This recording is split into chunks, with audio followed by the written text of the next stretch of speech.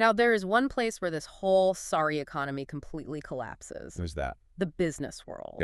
Yes. The great American paradox. Yeah. We are socially apologetic, but legally defenseless.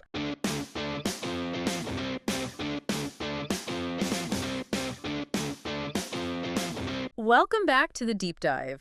I am so glad you are here because today we are tackling a topic that I honestly think drives people crazy. Mm-hmm. We are talking about a single word, a word that I guarantee you have used today. Oh, for sure. In fact, if you're American or if you've been living in the U.S. for a while, you might have used it 5 or 6 times before you even, finished your morning coffee. It's the WD-40 of the English language. It is. It fixes everything, or at least we think it does. Exactly. We are talking about the word sorry. And here's the hook. Here's why we're doing a whole deep dive on this. Yeah. If you're learning English or if you're new to American culture, you are probably translating this word literally. You think it means, I apologize. Or I admit I made a mistake. Right. And if you think that, you are going to be confused about like 90% of the time you hear it in the United States. Right. And you're going to walk around thinking Americans are just constantly riddled with guilt. But the reality is so much more interesting. We're going to unpack why sorry is actually a secret weapon for social survival and how using it wrong can actually make you seem rude. Even when you're trying to be polite. Yeah. It's a classic case of cultural mismatch. How so? Well, in many cultures, words have very specific, heavy meanings. In American English, sorry has undergone this massive semantic drift. It's become a Swiss Army knife.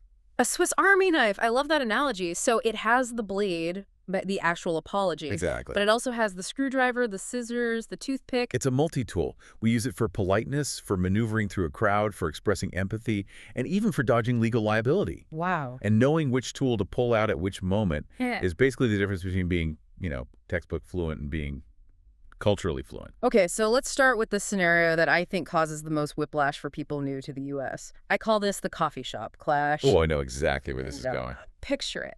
You're in a crowded Starbucks. You're holding a hot latte, looking for a table. Suddenly, bam! Someone steps backward without looking and stomps right on your foot. Ouch. Okay, let's be clear. Yeah, That is their fault. 100% their fault. They were moving blindly. My toe is throbbing. But the person turns around and says, "Oh, sorry." And then, without even thinking, I look at them, the person who just injured me, and I say, "Oh, sorry." And then you both walk away. Yes. And 5 minutes later, you're sitting there nursing your foot thinking, wait a minute, why did I apologize? I was the victim. Exactly. It makes no sense. If you translate that literally into German or French or Japanese, I look insane. I'm admitting guilt for having a foot that existed in your space. If you view it through the lens of guilt, yes, it's totally irrational. But this introduces the first and arguably most important concept we need to discuss. Okay. The difference between guilt culture and flow culture. Flow culture, what's that? Right. So in that coffee shop, the goal of that interaction is not to establish facts. It's not a court of law. It isn't a court of law. The goal is to restore social equilibrium. We want smooth flow. So in that moment, sorry doesn't mean I was wrong. Not at all. In that context, sorry is what linguists call a phatic expression. It's just a social sound. And social sound. It basically translates to, I acknowledge a friction occurred. I am signaling that I am not aggressive. Let's keep moving. It's a peace treaty. Exactly. And here's the kicker. If you don't say it back, if you just stare at them because you're thinking, well, it was your fault. I've done that. It feels powerful for about 1 second, and then it gets super awkward. Because you have escalated the situation. You've turned a minor accident into a confrontation. Right.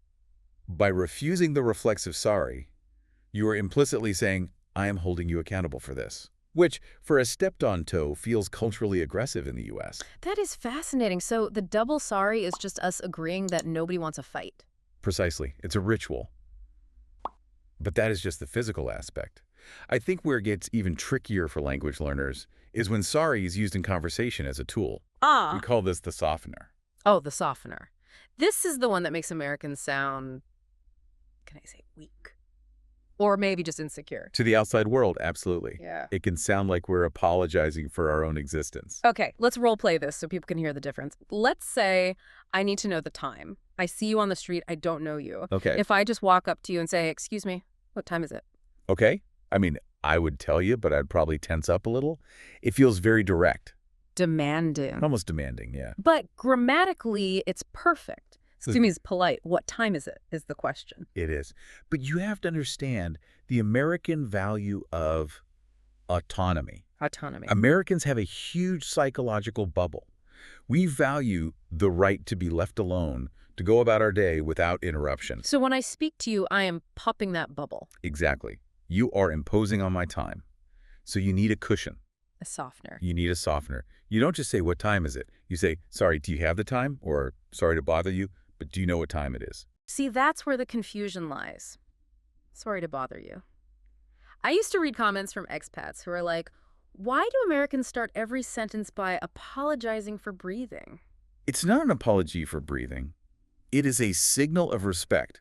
It translates to, I recognize that I am imposing on your time, and I am asking for your permission to proceed. It turns a command into a request. Exactly. So if I skip the sorry, I'm basically acting entitled. A little bit, yeah. You're signaling that you think your need for the time is more important than my need to be left alone. It's subtle, but people feel it. So they'll answer, but... They'll answer you, but they'll walk away thinking, wow, that guy was a bit rude. It's like a tax. You have to pay the sorry tax to get the interaction started. That is a perfect way to put it. It's a social tax.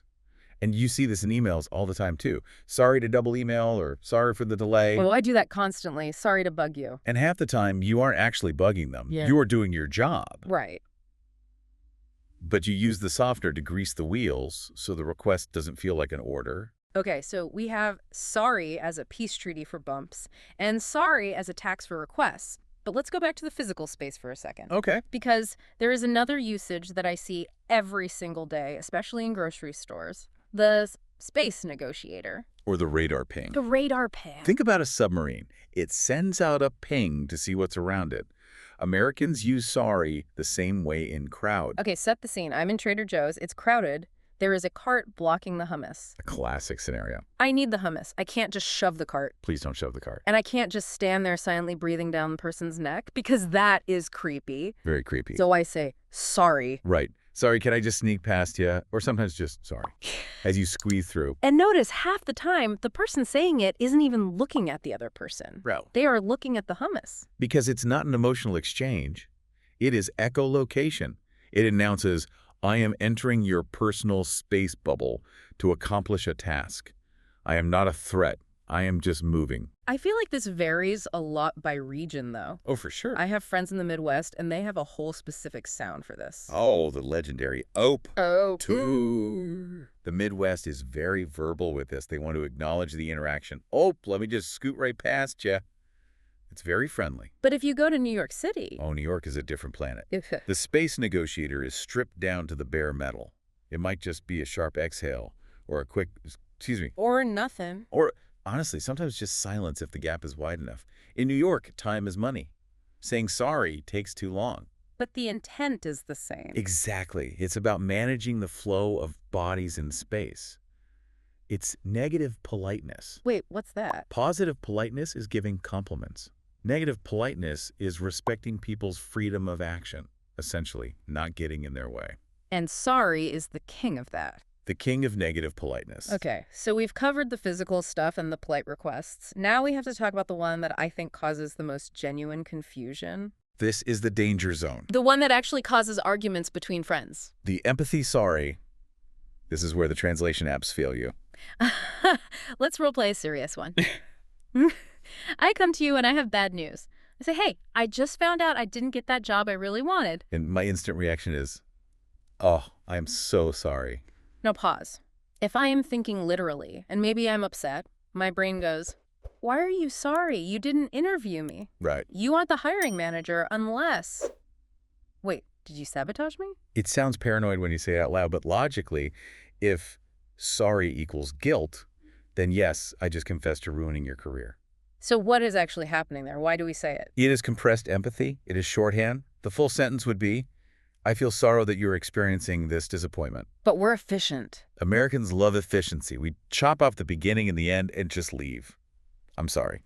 It's basically a way of saying, that sucks and I hate that it's happening to you. Exactly. It is a way of joining you in your feeling. Mm-hmm. But, and here's the critical tip for our listeners. Yes, listen to this part. Because this is so often misunderstood, I hear non-native speakers respond to this with the wrong script all the time. I know exactly what you're going to say. They say, it's not your fault. Yes. Mm. You say, I'm sorry you lost your job, or I'm sorry it rained on your wedding. And they say, no, no, you didn't do it. And as an American, when I hear that, it feels jarring. It feels like a rejection. It stops the connection cold. Because I know it's not my fault. I wasn't confessing. I was offering you a little emotional gift. You're offering support. Right. And by saying it's not your fault, you are technically returning the gift unopened. That is such a good way to visualize it. You are returning the gift. So what is the correct response? Yeah. If someone says, I'm sorry about a death or a lost job or even just bad traffic, 2 words. Thank you. that's it. That's it. You are accepting the empathy. I'm so sorry about your grandmother. Thank you. Simple. I feel like that is going to be a hard habit to break for people who pride themselves on precision. It is. It feels wrong to thank someone for an apology they didn't earn. You have to stop thinking of it as an apology. Think of it as them handing you a tissue. You say, thank you for the tissue. Thank you. Okay, I can do that.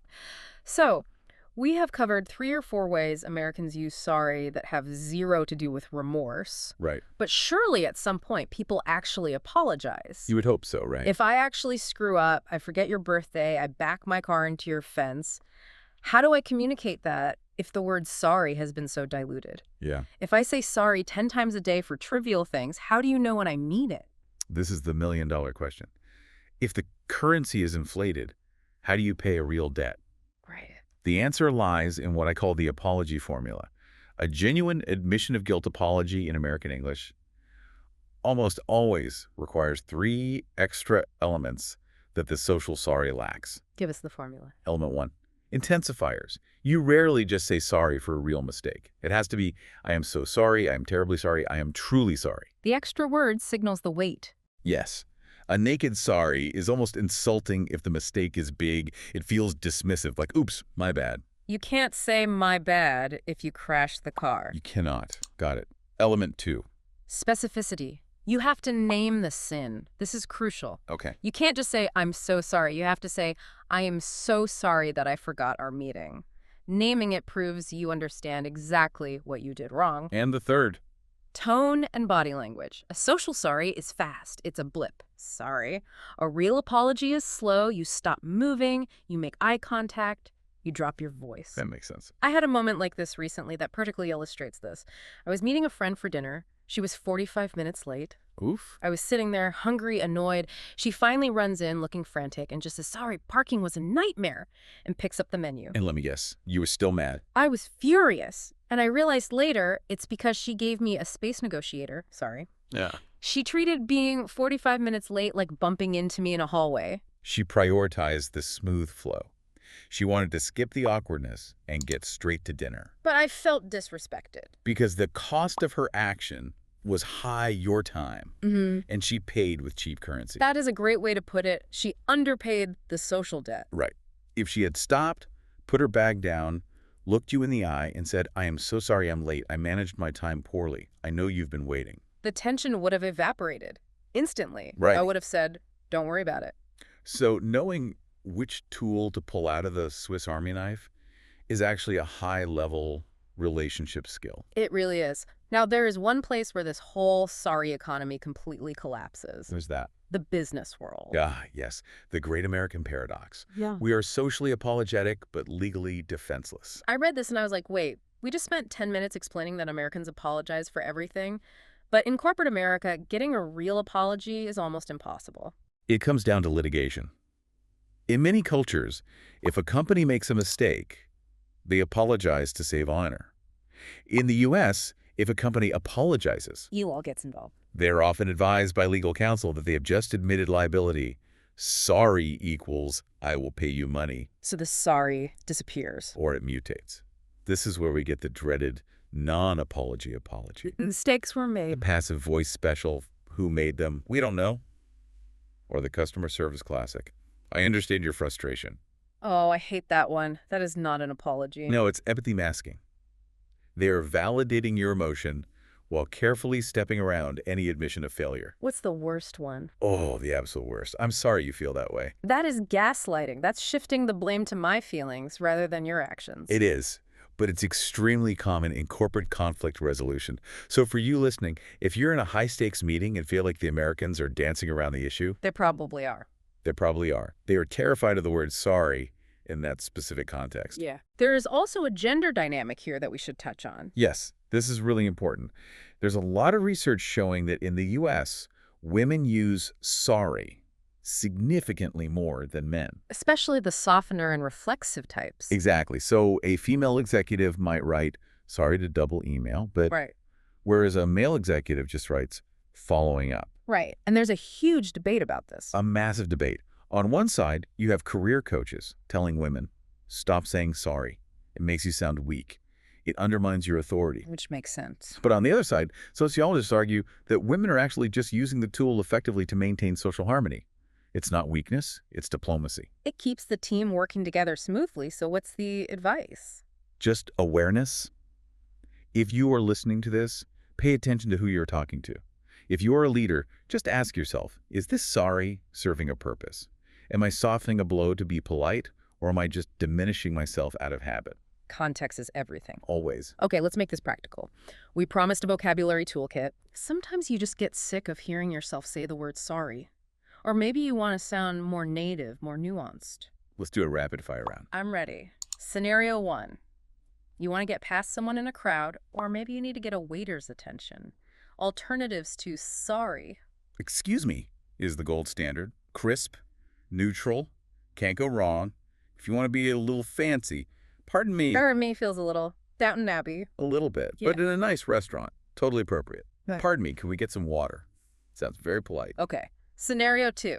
You made a small, casual mistake. You forgot to buy the chips for the party. My bad. My bad. I love my bad. It's super casual. Do not use this with your boss. Do not use this in a funeral home, nerded. but with friends. Oh, my bad, I forgot. It signals, I own this, but let's not make a drama out of it. Scenario 3. Physical clumsiness. You drop your pen, you trip on the sidewalk. Oops, or whoops. Can I say oops if I accidentally delete the company database? Absolutely not. Oops implies the mistake has zero consequence. If you say oops about a serious problem, you look like you don't understand the gravity of the situation. You will get fired. You will get fired. Good to know. And finally, a professional email where you actually need to apologize for a delay or a confusion. My apologies. Or please accept my apologies. It sounds grown up. It separates you from the teenage sorry. Please accept my apologies. It carries weight. It feels professional. It does. We have covered a lot of ground today. We've gone from the coffee shop to the boardroom. If we had to boil this down to one mindset shift for the listener, what would it be? I think it's this. Stop listening to the word sorry as a confession. Start listening to it as a lubricant. A lubricant. It is the oil in the engine of American society. It keeps the gears from grinding against each other. And don't be afraid to use it. No. In fact, for a learner, overuse is safer than underuse. That's a great rule of thumb. If you are unsure, throw a sorry in. You might sound a little overly polite, maybe a little bit like a Canadian, but that's better than leaving it out and sounding arrogant. I want to leave everyone with a thought that really stuck with me. We often tell language learners to be strong, to be confident, to stand their ground. Why? But in the U.S., true fluency might look like the opposite. How so? Well, if you bump into someone and you know it wasn't your fault, maybe they bumped into you, but you smile and say sorry anyway, you haven't lost a battle. You've just proven you understand the war. You've proven you are fluent in the culture, not just the language. You prioritize the relationship over the facts. Exactly. So go out there and apologize for something you didn't do today. It's oddly liberating. It really is. Thanks for diving in with us. We'll see you next time. Take care.